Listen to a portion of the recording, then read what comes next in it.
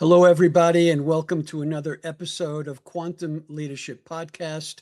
I'm your host, Dr. Stephen Sideroff, and I'm very pleased today to have Dr. Clint Carter as my guest. He's a board-certified family medicine physician known for leaving a decade-long career in emergency medicine after experiencing profound burnout. He rebuilt his career by founding MyMD Select, a direct primary care practice focused on patient-centered, relationship-driven medicine that emphasizes trust and whole person wellness. He is also the host of MyMD Unscripted podcast, where he explores functional medicine, hormone optimization, and the future of healthcare delivery. His work blends clinical expertise with a mission to restore purpose, humanity, and accessibility to modern medical practice. Welcome, leaders, and those of you who want to become a leader in your own life. As the world becomes more complex and the velocity of change keeps increasing, true leadership requires resilience, presence, vision, a dynamic ability to adjust and change, and the self-awareness to create healthy environments and cultures for your constituency. I'm Dr. Stephen Sideroff, and this is Quantum Leadership Podcast, where we go beyond conventional wisdom to explore the powerful principles of the quantum effect, and that to maximize leadership's ability to connect mind, body, and organizational success. Clint, what a pleasure to have you here. Well, thank you for having me. It's my pleasure. And that's a nice intro. I think we could probably wrap that up right there. Well, I want to read a quote because it's so relevant to our conversation today. All right. You know, it's interesting as we look at the progression of technology and all of the things that are supposed to make our lives easier. Yeah. We are also at the same time experiencing an explosion in burnout and people who are burned out but don't realize that that's what's their problem. Yeah. And I want to just read a quote here. This is one of the superstars of OpenAI, Hugh Pham, and he says, "I've made the difficult decision to leave. I am burnt out. All the mental health deteriorating that I used to scoff at is real, miserable, scary, and dangerous." And I think it's an interesting juxtaposition of at the same moment that we have this explosion in AI, which makes many of our tasks easier. Right. At the same time, more and more people are experiencing symptoms of burnout. So it's a great introduction for our conversation. We can kick it off from there with, your story and that process for you. Yeah. I mean, man, I tell you what, as an ER doctor, and so I was family medicine trained, got out of residency, looked around at regular hospital-based clinic jobs, and the patients were miserable. The waiting room was full of misery. The front desk was miserable. I was like, I'm not doing this. And so I went into the ER, and it was fun, off on random Tuesdays, a little adrenaline here and there. And no one scoffed at emotional, mental health, stuff like an ER doctor does, right? Like we're just, either you're done of your emergency or get out of here. I fought that because as a family medicine doctor, I really wanted to treat the whole patient. And then towards the end of my career, I would come home and just, after treating primary care all day, and then when an emergency comes in, I don't have time, energy, emotional bandwidth to take care of it, which is really the whole reason I went to work that day. I would come home to my wife and be like, is it really a job if it steals your soul every shift, right? Like, what am I trading here for money? I've always thought I was trading time for money, which, maybe that's a fair trade, maybe not. But it was clear that I was trading much, much more than that. I don't mind working hard and I don't mind working long, and I certainly like helping people. But what I found was I wasn't getting that patient experience. I wasn't getting the warm fuzzy side of medicine. And I was just being told, go faster, don't make any mistakes, treat them and street them. And after a while, you're like, I could be doing so much more. Is this really why I went to med school? Tell us a little bit about noticing the burnout, how it impacted you. Yeah. You're a physician, so you are in a really great position to talk about even some of the physical aspects of burnout. Well, and as a physician, I was in a great position to ignore all the signs and symptoms of burnout because maybe it's because I'm a dude, maybe it's because I was an ER doctor and I was supposed to be tough, but just gradually over time, just more and more, I'll say depression in hindsight, but really that means different things to different people. People think depression means sitting on the couch feeling sorry for yourself. And that is not really the way that it manifests, right? It was less and less joy in things that should bring me joy, less and less want to go do things that should be fun, spending all of my time between shifts, quote unquote, recovering, never feeling rested or ready to go back to work. Physically on my body, it really plays havoc on your physiology, meaning the hormones get thrown off. You're living on adrenal gland, adrenaline. It's very much a fight or flight existence when you're burned out. And I'm not talking about working in the ER. I'm talking about just being burned out, not your body not operating in the way that it was really designed to work, and instead just trying not to die every day, right? Just trying to live in a sympathetic, overloaded state, and ultimately tired all the time, hurting, miserable, don't care. I would say that I was never suicidal, meaning I would tell people, and I've told my patients a bunch, it's like, I wasn't going to jump in front of a bus, but I wasn't going to jump out of the way either. Right. Like I was like, oh, okay. So not a good place mentally, and not a great place, not really where you want your physician to be whenever you go in on your worst day in the ER either. Yeah. Yeah. And when you say depression, part of what I'm hearing is that the burnout flattened your affect. Would that be an accurate statement? Yeah. You don't get very high. You don't get super low. My friends and family don't want to hang out with me. Right. Like, it's like, I'm just kind of a jerk. Right. I just don't. Why? How did you get to the place where you made the decision to stop? I just got to the place where I knew I couldn't keep doing what I was doing. I was mid-30s, so relatively young, but at the time, I was like, at one point, I was in this process, and I was, we tried to go on a vacation, right? And when you go on vacation and you can't quit stressing out, and there's literally nothing to stress out about, that's when you kind of go, oh, I might have a problem. And then I'm very much an Eeyore, right? I'm very much a more depressed, down kind of, when I get, anxiety and depression are very similar chemically, but they manifest differently. But on this trip, it was a trip to Napa, and I was in some cave after having wine, which is not how you want to treat anxiety, depression, and burnout. And I had a panic attack, which I don't really do anxiety, but I was losing my mind. And Steph, that's when my wife, who's a physician assistant and a really smart human, was like, yeah, we're not doing this anymore. You're going to have to get some help. I was like, I'm just kind of a, 70-year-old version of my dad waiting to die. It's what you're stuck with. And she's like, no, I'm not stuck with that.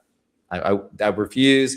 And that's when I actually went to my doctor and let him start taking care of me. And the day that I made that decision, I also made the decision I wasn't going to be an ER doctor anymore. And that was the beginning of whatever path was next, which at the time I just figured I would quit medicine.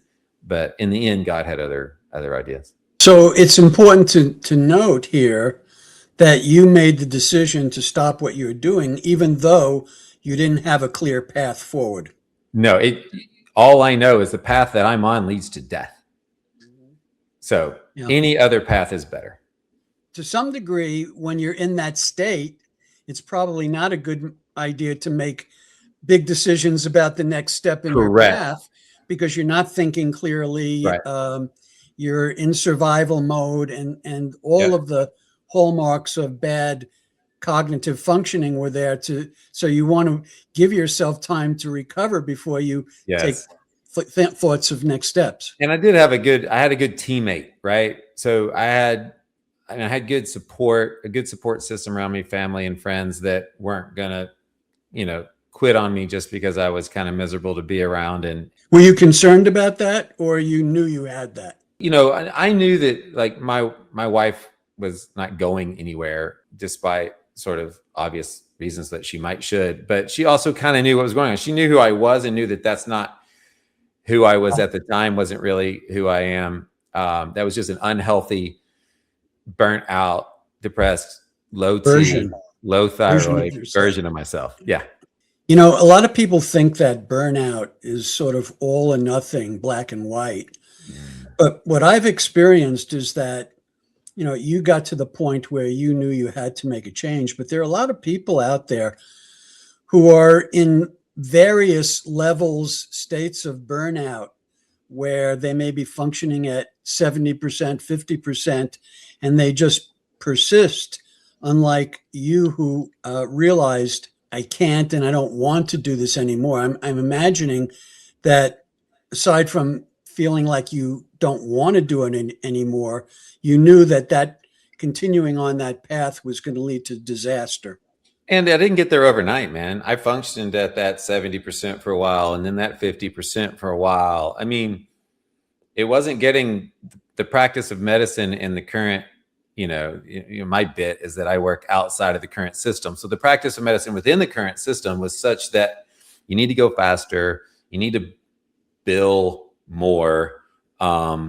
And then the only feedback you get is negative. So it just takes time. It takes a matter of time before that eventually chips away at you to the point that you're like, I'm a pretty smart guy. I can go do something else. I don't have to keep doing this. Yeah. Yeah. So take us through that process from there to the next phase of your process.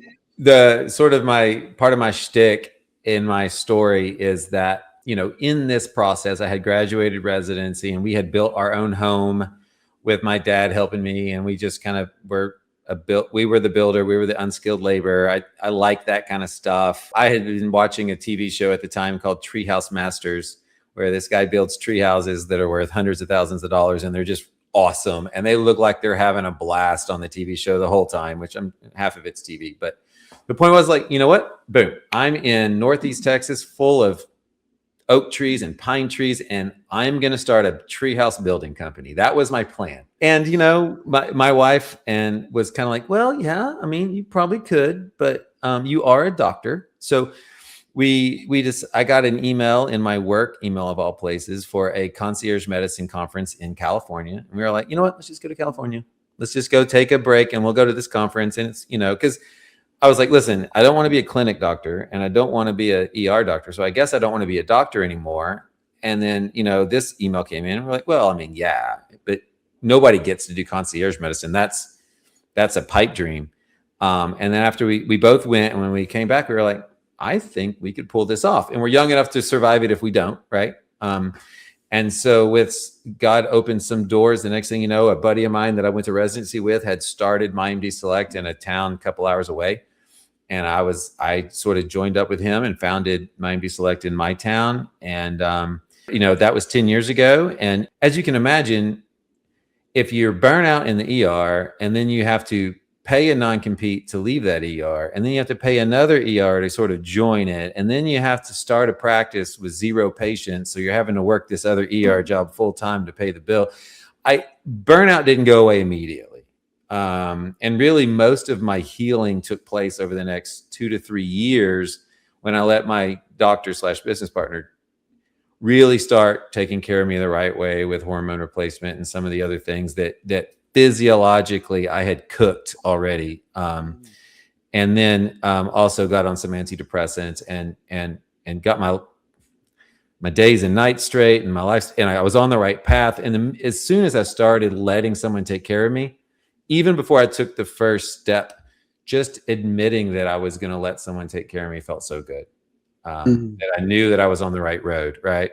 And then eventually I worked less and less ER, and God blessed our practice. And so we have a membership-based practice where people pay me, it's called direct primary care, but they pay me monthly, and I take care of them 24/7. And I've got a team of like 25 employees now. God's sort of grown it in that way as well. And it's just been really fun. And I have so much fun being a doctor, and I have so much fun being a business owner and learning how to lead, that it's just been, it's kind of like God's plan for me was burnout, hit the bottom, and then head over here and take those lessons with me. And so some of the motivation, the driving force was, I got to leave this. But I'm wondering what leadership qualities you noticed in yourself that helped you to make this transition. In hindsight, I can give you some Looking answers. back, yes, Yeah. in At hindsight. the time, I wasn't thinking, well, I'm a great leader. I do think that it helped that I had a buddy go before me, right? He was a couple years ahead of me. I didn't know how to run a business at all. They don't teach you that in medical school, obviously. They didn't really teach us about nutrition in medical school. If you're going to get it right down to it, they treat you what insurance wants billed, and that skill set.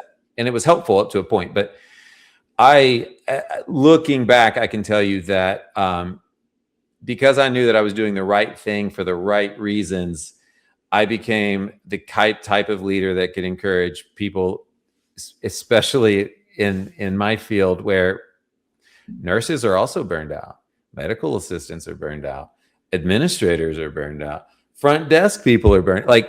The way that the current system is running, and unfortunately it's going to kind of implode on itself, but it wasn't hard to find like-minded people that really wanted to take care of people for the right reason, right? And so a unifying purpose, being able to create an opportunity for more doctors or providers, more nurses and medical assistants and receptionists, and everyone to be able to practice medicine this way was a unifying force that is, in hindsight, was fun to lead people kind of almost to the promised land. It was really, I'm more of a guide than a micromanager. And we were graced with a lot of really good people. Nice. Tell the audience a little bit about some of the struggles, some of the problems that you had to overcome in becoming an owner, a leader of your organization. I mean, how long is your podcast, man? So we've been in business 10 years. When I started, I knew nothing about running a business. I knew nothing about, I have common sense when it comes to taking care of employees, but I didn't really know how to take care of employees. Early on, luckily, like I said, I had a mentor who was like, okay, do it kind of this way, and you'll use this and you'll use that. And so it gave me the basic tools. And then over time, for the first 5 or 6 years, my financial strategy was check the bank account. Is there enough bank account in there for payroll or not? Move money from the account where the ER money goes into that account and pay payroll, right? Like that was my whole deal. 2 years to the day or to the month that I started the company, that the company covered its own payroll. It's like, oh, okay. Well, thank you, God. And then that ER job went away and I had to get some other one, but it was really well orchestrated for me. But along the way, I never spent the time and energy to learn how to lead, learn how to run a business properly until about 3 or 4 years ago.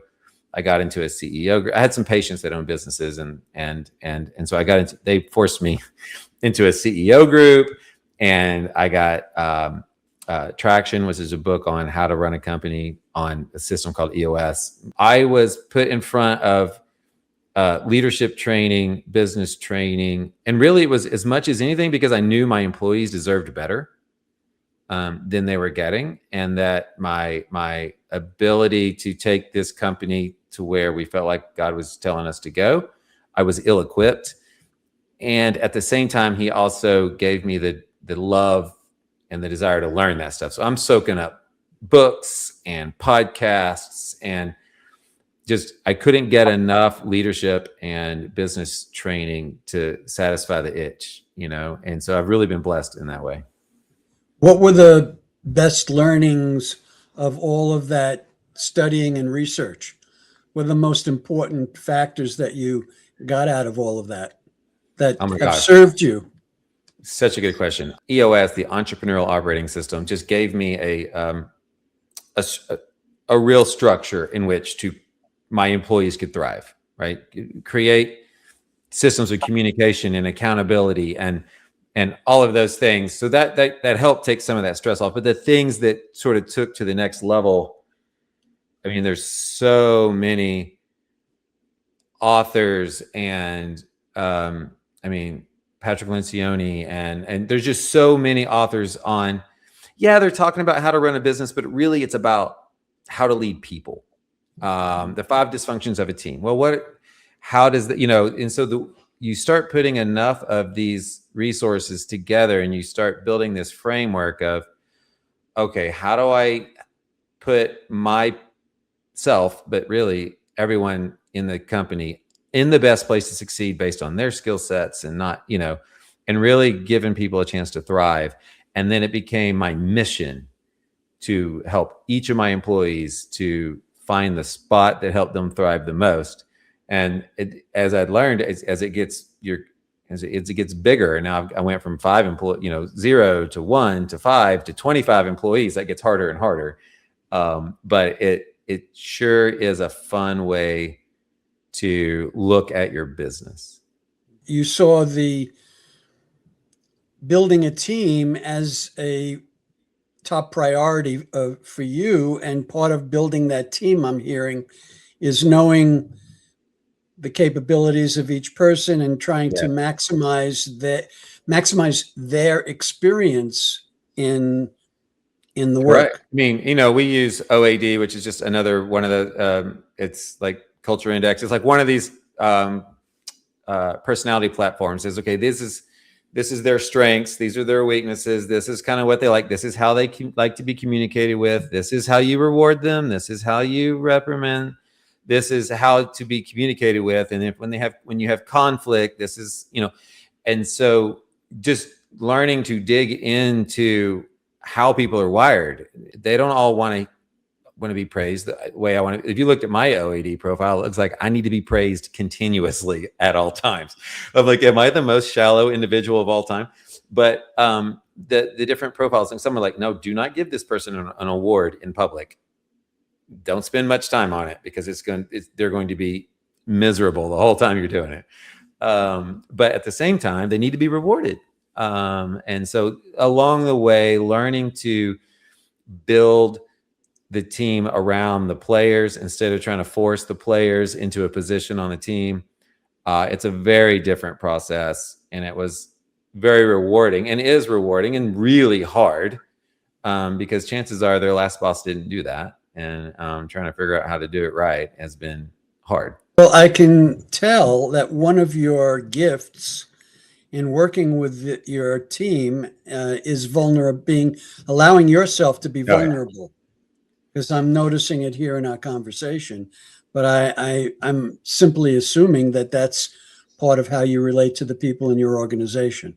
And how I relate to my patients, like when I burned out and got depressed and wasn't going to jump out of the way of the bus and all the things. I mean, low hormones and thyroid and all the things like that gave me such a platform to speak into the experience of the patients that I was seeing. And then because at the beginning I was leading, however, and so that was first. And then to be able to get these skill sets and to be like, look at my personality platform. This is why I act this way. This is why I talk this way. And this is how I understand this is how you want to be communicated with. So to be able to take that same vulnerability and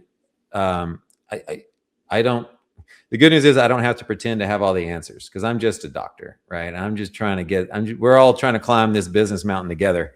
But I'll do my best to put you in a position to succeed. And so, vulnerability from the top has been a useful tool for sure in that leaders who act like they have it all together, it doesn't last long, I don't think.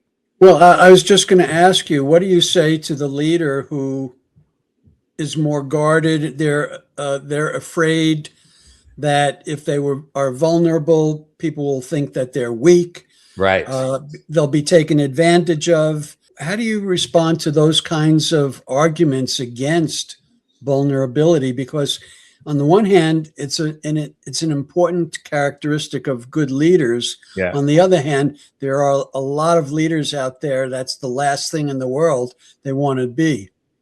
And not every culture is the same. So Right. my universal advice is don't go around telling everybody your biggest weaknesses and your darkest secrets. Take the temperature of the culture. And if you're in a culture where the first time that you admit a weakness anywhere, you get eaten alive, get out, right? That's a soul sucking place to be.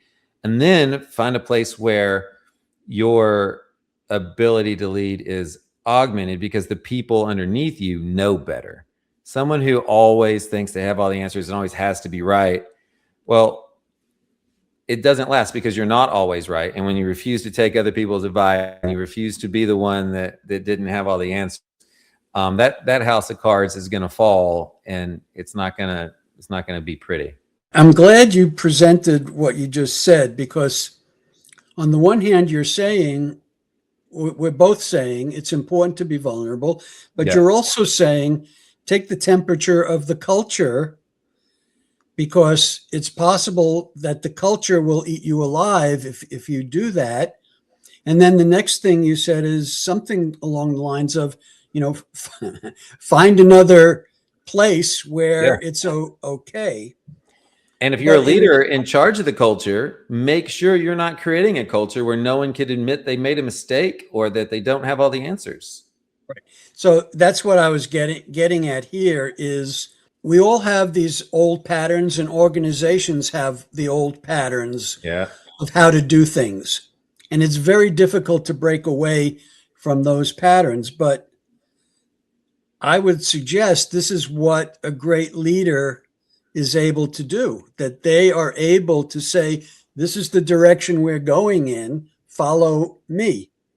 And part of that would be let's say, a warmer, more inviting, interconnected environment. Yeah. Where vulnerability is just a part of it. And vulnerability doesn't mean you reveal everything. No. It does mean sharing a little bit more of who you are. And so what about what I'm just talking about as the responsibility of leadership in terms of creating the right culture, the right environment, even if they arrive on the scene and it isn't that way? And a little bit of it, the conversation is if you're in a place of leadership, but you're not the top, right? It was easy for me. There was no one to fire me if I said I don't have the answer. I was the top of the food chain in my little bitty food chain, doing it super wisely as you talk to your superiors, in the temperature and their style. But the people that you're over, for sure, immediately use some vulnerability, lead with vulnerability, tell them it's okay not to have all the answers because we're looking for the best answer. And if we have to assume we have the answers, we won't get enough input and we won't get the best results. So if we're looking for the best results, create a culture where people can come to you, if nothing else, privately, with their questions, their concerns, and their insecurities. And then when a problem is being brought to the group, it'll be okay for people to give ideas, because the unintended consequences of people feeling that they have to have all the right answers is if they're not 100% sure that this is absolutely the right idea to give in the situation, they just don't say anything because they don't want to be wrong. And so what you end up with is no input whatsoever. And then only the know-it-all in the room ends up, you don't meet your goal, right? How do you create that sense of permission? For me, I'm a storyteller. And so I have no problem giving an example of leading. And I usually only have to go back like a day. I mean, I don't have to go back to when I was 6, man. of making decisions with doing the best we can with the information we have at the time. Just like I did brother this company for 6 years without knowing how to read a P&L, not without knowing how to, lead humans. And so like we had as we get bigger, communication becomes a big issue, and we have a leadership team now. And so that creates this silo, and the people who aren't on the leadership team that are also really smart and help run this relatively small practice have lots of ideas and input. And they're like, well, what are y'all talking about in there? And how come you aren't telling us everything? And I was like, listen, we aren't telling you what we're talking about all the time because we don't know what we're doing. We are taking problems and trying to solve them. And when we get anything close to a direction, we will let you know. But I understand that looks like secret keeping, a lack of transparency, a us versus them. We have all the answers. I'll let you know when we figure it out. And we bring them into the process a lot. But I've got a bunch of really strong, smart people that are like, hey, what are y'all talking about in there? And I'm like, hey, I just told them straight up, like, I don't want y'all to lose confidence in us, but we don't have any idea what we're doing. To be honest with you, we've never been this big. We've never tried to solve this problem. None of us have ever solved this before. And if I told you what we were thinking about this week, and then next week I told you what we were thinking about that week, you'd be like, but last week you were thinking left and now you're thinking right. I'm like, I know, right? Isn't that exhausting? How about you let me tell you when I have a little bit more direction?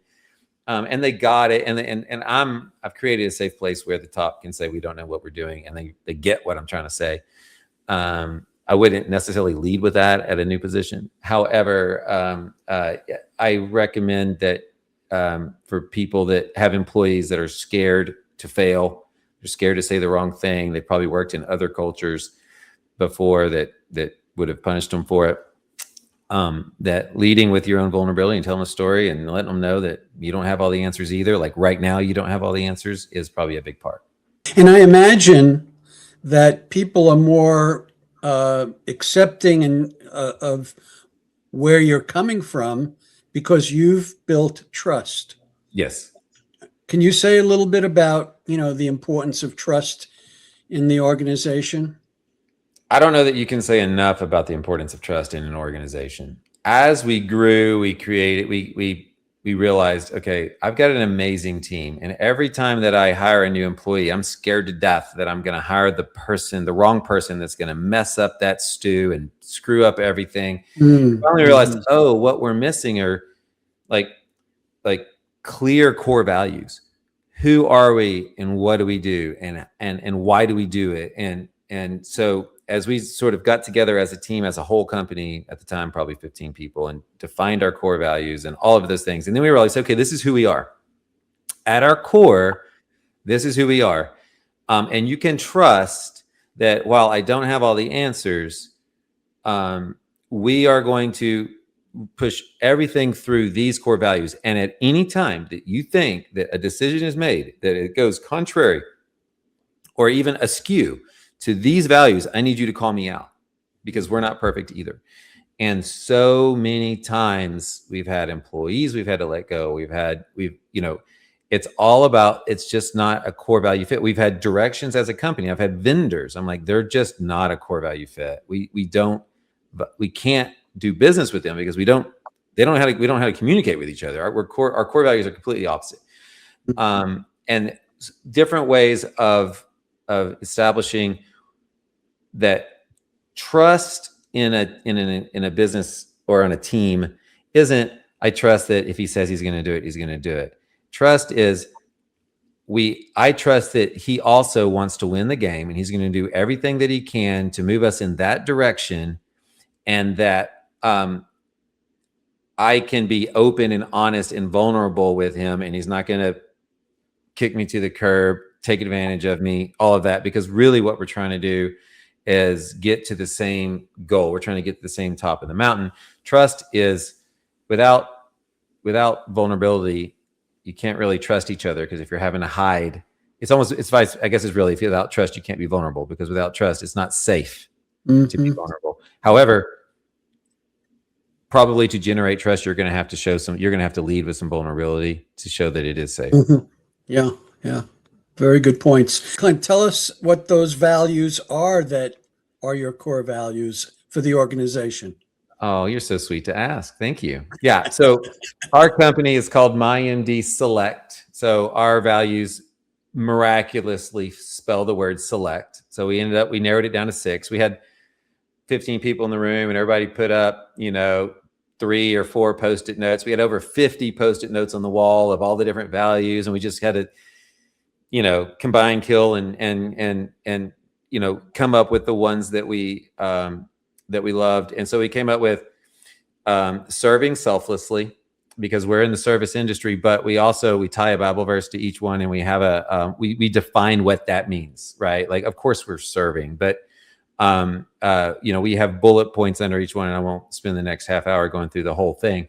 And then the next one is exceeding expectations. And while that's fairly generic, we couldn't not use it, because when someone comes to us expecting us to be like their regular doctor, we're like, yes, and so much more, right? Because we are going to spend time with you, and you have an hour, and there's no wait, and we're not going to waste your time, and every dollar that you spend is now personally offensive, and I'm in this journey with you. It's so much more than what you expected. So we exceed expectations on people every day. Loving loyalty, which when someone comes to us, and these obviously apply to patients and employees, and really employees first and patients second. But when a teammate or a patient comes and they need your help, or you see them struggling, you're going to come to their aid, and we treat everyone like you'll appreciate this. We were going to say we treat everyone like family, and they were like, not everybody loves their family. So we said we're going to treat everybody like a cherished family member. And so if your teammate's struggling, or if you see a patient struggling, or if the patient needs to go somewhere outside of our reach to a specialist, we're going to advocate for them all the way. The next one is one of my favorites. It's evolving without compromise, meaning we are an evolution of medicine in a way. We are continuously looking for better ways to take care of people and better ways to run our little company. But we're never going to compromise the main thing, right? It's the doctor or the provider and the patient. That's the main thing. Everything else is built around that. We could do things that make my job easier, that make my staff's job easier, but it would get in the way of that. And so we're never going to compromise the main thing. C is creating solutions, which also sounds fairly generic, but we get people that are independently wealthy, and we get people that, self-employed cabinet makers. We've got everyone of every range socioeconomically, and they all need a colonoscopy at some point. They all need the care that they need, and it's a different problem every patient. When I tell new employees, I'm like, yeah, it sounds easy. We see like 7 people a day per provider, but we kill ourselves, man. This is a hard job. And then the last one is the creme de la creme. It's thriving transparently. Like, transparency is such, in our industry, what it costs beforehand. In medicine, if you go to the doctor and you need something done, the person at the desk can't tell you what it's going to cost. Well, I don't know. We'll run your insurance, and then we'll see. And then you get this EOB versus a bill, and you won't know. It's like, nope. Everything's at our cost. Everything's up front on the cost. But more than just cost, transparency goes to our motives, how we're going to treat you. You're going to know why if we make a mistake, we're going to come straight forward with it. So transparency and evolving without compromise. If I had to just choose 2 of the 6, those are the ones that sort of define our specialty and define where we're going. And really, I use this. My favorite part of hiring someone is, by the time they get to me, they're already qualified as a nurse. They're already qualified as whatever their position was. But then I sit down and literally threaten them with the core values and say, hey, listen, these all sound great. No one's going to argue with them. Against these things, there is no law. However, if this is not you at your core, if at some point good enough is good enough, et cetera, if at some point, transparency is kind of overkill and uncomfortable, then, and we give you a job offer, just politely decline it, because eventually you're going to be miserable. I'm going to be miserable. And then I'm going to have to fire you. So let's not do that. And so everybody gets the same spill. I want them to know going in that this is who my people are, and I'm not going to bring anybody into the fold that's going to think, act, and be differently. So it's the funnest part of one of the funnest parts of my job is threatening new hires with the core value. That's a nice thing to threaten them with. It is, though, isn't it? Yeah, and it's it's transparent. That's how. If you're going to get an award around here, it's going to be a core value award. If you're going to get in trouble around here, it's probably going to have a lot to do with your core values. So, Clint, you've been a prominent voice in functional and integrative medicine. Can you say a little bit about what advocacy you're doing in that field, or what are some of the things you're doing? Because those are two of the, I think, fastest growing areas of medicine. Yeah, and I would say that's probably close, but not quite. Like, I'm not a voice as much for functional integrative medicine as I am for personalized medicine, right? And I was an in-the-box family medicine residency trained good doctor. And then I just couldn't fix. I was like, okay, there's no limit to what I can do an hour at a time, as often as they need, getting way past how you doing, fine, all that stuff, way past the quick, your labs look normal, good luck. And I would have all these, say, 45-year-old women come in that are working out 4 times a week and look amazing, and they feel like death on the inside. And I was like, but I can't, why can't I fix that? What are you missing? And then my partner and mentor was like, when you going to start talking about, when you going to look into hormones? And I was like, when I'm not the weirdo for being the concierge doctor in this little town, right? Like, I can't go all the way off the reservation all at once. But eventually I was like, okay, and so ultimately bioidentical hormones are a functional medicine type thing. And then that door, I like to say, that I opened that door out of desperation. I was like, listen, I'm a smart guy, but I can't fix this. So I guess I'll look at this hormone. And I went very skeptical to the training and came out like, of course, it's everything I already knew plus more. And so then that door to bioidentical hormones opened up to a room full of doors that would be functional medicine and all this integrative stuff and all these other things that they didn't train me for, because in residency, they basically train you how to be a doctor in the insurance world, and insurance doesn't pay for any of that. So I've gradually become an advocate for personalized medicine and getting more. We have a functional medicine trained guy here. All the MyMD Selects have functional medicine doctors and providers. And probably my location is the least functionally trained of all of them. But the point being is that this is what people need. This is what makes the difference in their lives. This is, you sit down and you're like, well, I make a living off of people who come to me and say, my doctor said my labs look great, but I feel like death. I'm like, yep, you've come to the right place. Let's talk. And I'm going to order some labs they didn't order, and we're going to start going down a different pathway, and you're going to love it. I'm not on a government panel or anything at this point in the game, but I like to think that as a disruptive industry, direct primary care and the functional medicine movement and all of these outside the box options that ultimately help people feel their best, be healthier, live longer, like the longevity movement when we took little soapbox, when we took hormones away from everybody in 2001 because there was a big study called the Women's Health Initiative that said hormones cause cancer and heart disease and kill people. Mm-hmm. Well, they were using a bunch of fake hormones, horse urine hormones and all the other things that your body saw as foreign, but they did trick some receptors. They did work as hormones, but they caused all kinds of trouble on the side. Well, if we just use testosterone and estrogen and progesterone and all those the same chemicals your body make. That's what bioidentical means. Point being is that when we took those away in 2001, 2 full generations of people of Americans have aged without them, and the dementia and that last, just you start dying so much faster. And so that last decade checkly most of these people listening to this podcast, either their parents or their grandparents, probably spent the last decade or so of their life pretty miserable, just waiting for God to take them home. And that's not how it used to be. And that's not how it has to be.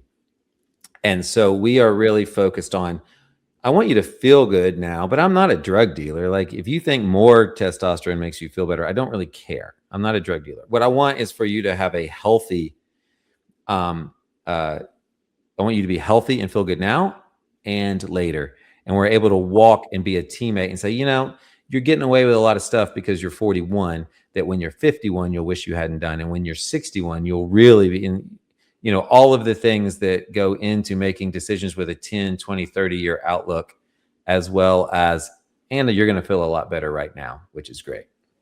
Well, I think having a 20, 30-year outlook at you, as you just mentioned, already distinguishes you from most physicians who are more focused on what's going on right here and right now. Well, and they have to. They only have 8 minutes. They have 8 minutes with you, and insurance only pays to fix the fruit. Because if you were the insurance company, tell me how you would reimburse properly for my patient never getting diabetes. How are you were they ever going to get it in the first place? Who knows, right? But if they have diabetes, I'll pay to treat that. That's easy. That's clear. So the system there's not a conspiracy here. I'm not conspiracy. Well, I'm not. Right. This isn't a conspiracy. This is just the natural result. What is the saying that I saw in business school, in business training? I didn't go to business school. In my training in business is, every system is perfectly designed to give the outcome that it gives. And if you want a different outcome, you got to change the design of the system at least a little. And this is just the outcome of the system that pays to fix the fruit instead of the root. And next thing you know, you got another bad apple and you got to go chase it down. Well, Clint, this has been a wonderful conversation. We've touched on some very important issues, medical practice, burnout, and becoming a leader and learning the lessons of good leadership. So I really appreciate that. Is there any last words you'd want to share? Any website or?